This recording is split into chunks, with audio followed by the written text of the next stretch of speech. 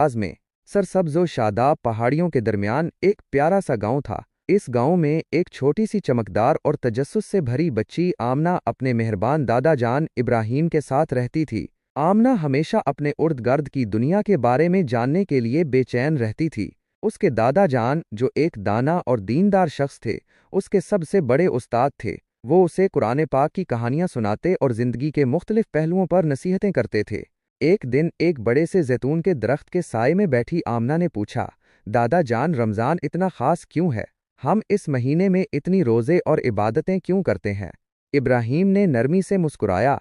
उनकी आंखों में बरसों की अकीदत और तजर्बे की हिकमत झलक रही थी। मेरी प्यारी आमना, उन्होंने शुरू किया, रमज़ान सिर्फ रोज़े रखने का वक्त नहीं, ये रूहानी गौर व फिक्र, ज़्यादा इबादत और बंदगी का महीना है। रमज़ान ही में कुरान पाक नबी अकरम सल्लल्लाहु अलैहि वसल्लम पर नाजिल हुआ, जो तमाम इंसानियत के लिए हिदायत है।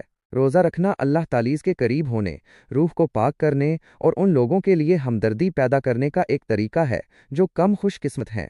उनकी आंखों में एक चमक के साथ इब्राहीम ने मज़ीद कहा, लेकिन रमज़ान में एक खुफिया जादू भी है, एक ऐसा जादू जो दिल को सुकून और खुशी से भर देता है। ये देने का जादू है, अपनी नेमतों को दूसरों के साथ बांटने की खुशी है, और गुरूब आफताब के वक्त एक खजूर और एक गिलास पानी की सादगी में पाई जाने वाली खूबसूरती है। आमना ने गौर से सुना। उसका छोटा सा दिल हिकमत को इस तरह जज्ब कर रहा था जैसे प्यासी ज़मीन बारिश को सूख लेती है। क्या मैं भी इस जादू में शरीक हो सकती हूँ दादा जान? उसने सच्चाई से पूछा।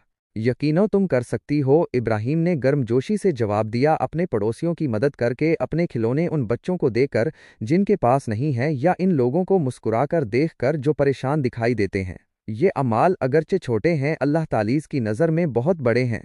अपने दादा जान की बातों से हौसला पाकर आमना ने उन पर अमल करने का फैसला किया। वो अपने दिन अपनी वालदा के साथ पड़ोसियों के लिए इफ्तार तैयार करने में मदद करती और खुश दिली से उसे तकसीम करती। मुझे लगता है कि मुझे जादू मिल गया है दादा जान, उसने ऐलान किया, ये देने और मुस्कुराहटों में है। इब्राहीम ने सर हिलाया, उनका दिल फ़ख्र से भर गया। हाँ मेरी प्यारी, रमज़ान में और अपनी पूरी ज़िंदगी में याद रखना कि सबसे बड़ा जादू शफ़क़त, हमदर्दी और अल्लाह तालीज़ पर अटल ईमान में है। और उसके साथ ही आमना समझ गई कि रमज़ान का हकीकी जौहर महज खाने से परहेज़ करना नहीं है, बल्कि वो खूबियों का सरसब्ज़ बाग है जो ये रूह के अंदर उगाता है, एक ऐसा बाग जो ईमान, देने और मुआशरे से सैराब होता है। इखलाक़ी सबक, हकीकी तकमील देने, हमदर्दी और अल्लाह तालीज़ पर साबित कदम ईमान में पाई जाती है।